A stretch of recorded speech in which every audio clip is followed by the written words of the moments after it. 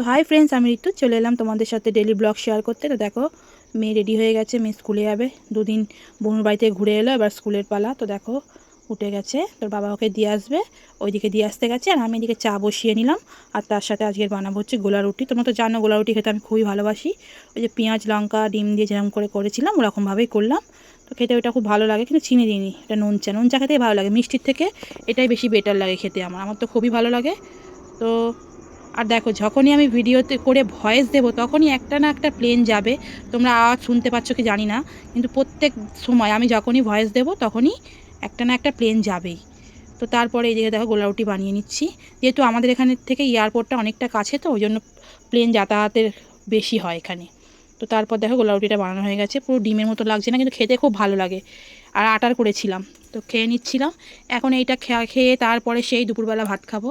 এখন ধরো এই 10টা বাজে, আর সেই 2:30-3টের সময় ভাত খাই। তো তারপরে দাদাভাইয়ের ওখান থেকে যে পেঁয়াজ নিয়ে এসেছিলাম না, দেখো ঝুলিয়ে রেখেছি। তো দেখো ঝুলিয়ে রেখেছি, আর ইঁদুর খেতে পাবে না, আমার বাড়িতে ইঁদুরের উৎপাত। তো ওই জন্য এনাকেও ঝুলিয়ে রেখেছি।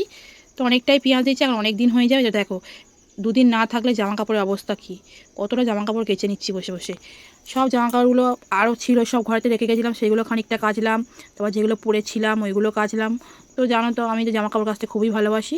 তো এইদিকে জল চলে এসে বসে বসে জামা কাপড় কাচতে, ওইদিকে মা ওইদিকে রান্না করছেন, মায়ের সাথে গল্প করছি। তো আমার তো খুবই ভালো লাগে জামা কাপড় কাচতে। তোমাদের কার কার ভালো লাগে জামা কাপড় কাচতে অবশ্যই কমেন্ট করে জানিও। আমি খুব পছন্দ করি জামা কাপড় কাচা। সবাই বলে কী কথা, জামা কাপড় কাচতে কেউ পছন্দ করে, আমাদের তো ভালোই লাগে না। আমি আমার খুবই ভালো লাগে। তো আমার ভিডিও তোমাদের কেমন লাগে অবশ্যই কমেন্ট করে জানাবে। আর যদি আমার ভিডিওতে কিছু ভুল থাকে অবশ্যই আমাকে ধরিয়ে দেবে, কারণ তোমাদের সাথে সব কিছু শেয়ার করি। তোমরা যদি ভুলটা না ধরিয়ে দাও তাহলে কি করে হবে বলো। তো একজন এসেছিল সিলিন্ডারের জন্য, তো বললাম না, এখনও 2টো সিলিন্ডার, এখন একটা দিদাকে দিতে হবে, আর একটা ভর্তি আছে, দিদাকে একটা দেবো, ওই জন্য দিতে পারছি না। আর এদিকে পাপোশগুলোও তুলে নিয়েছিলাম সব, তো কারণ অনেকটা নোংরা হয়েছিল ওই জন্য। এই দেখো মাছের ঝোল করেছিলাম, তেলাপিয়া মাছ আলু দিয়ে টমেটো দিয়ে, আর হচ্ছিল বরবটি আলু ভাজা। বরবটি আলু ভাজা এই যে খেতে খুবই ভালো লাগে। আর যদি টক ডাল হতো আরও ভালো হতো। তো মাকে বলছিলাম যদি আম থাকতো একটু টক ডাল বানিয়ে, তো মা বলে আম নেই, তো এমনি ডাল বানিয়ে নেয়। যে না, এমনি ডাল খেতে ভালো লাগবে না, এর সাথে যদি টক ডাল খাওয়া যায় খুবই ভালো লাগবে। তো তারপরে দুপুরবেলায় যে দুষ্টুকে খেতে দিয়েছি, ওর কী হয়েছে জানি না, 2 দিন ধরে ভাতই খাচ্ছে না। এই যে ভাত পড়েই রয়েছে দেখো, বিকেলে ফেলে দিতে হবে, কি হচ্ছে বুঝতেই পারছি না। ও কিন্তু রাতে খায়, দিনের বেলা আর খায় না। তো তারপরে মেয়েকে স্কুল থেকে আনতে চলে গেছিলাম, তো দেখো না, যে কিছু কিনে দাও না মা, কিছু কিনে দাও না, এরকম করছে। আবার জিজ্ঞাসা করছে মা আজকে ইংলিশ ক্লাস আছে, আমি বলছি না। তো ওই জন্য খুব খুশি হয়ে গেছে। তো তারপর বিকেলে মেয়েকে পড়তে দিয়ে এসে সন্ধ্যেবেলা ওকে আনতে গেছিলাম, তো বলছে মা একটা কথা বলবো, আমি বলছি হ্যাঁ বল। বলছে আমাকে আজকে চিকেন একটা ওই যে কী বলবো, KFC যেমন থাকে না চিকেন লেগ, ওরকম একটা কিনে দিতে হবে। তো দেখো এই যে এইটা কোথায় ছিল আগে 60 টাকা, এখন হয়েছে 80 টাকা।